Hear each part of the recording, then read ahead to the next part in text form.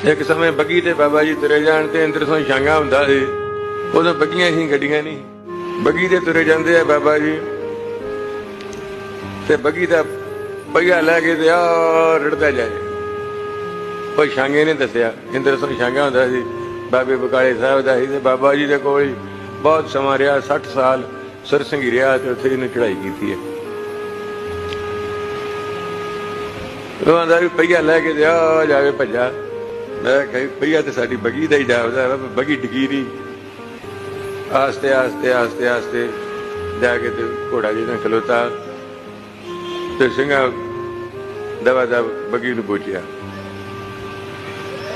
बाबा जी कहण लगे भी शहीदी फौजां ही रख गईयां, महाराज शहीद सिंह ही रख गए आ। इस करके रब दे प्यारिਆਂ दे ਜਿਹੜੇ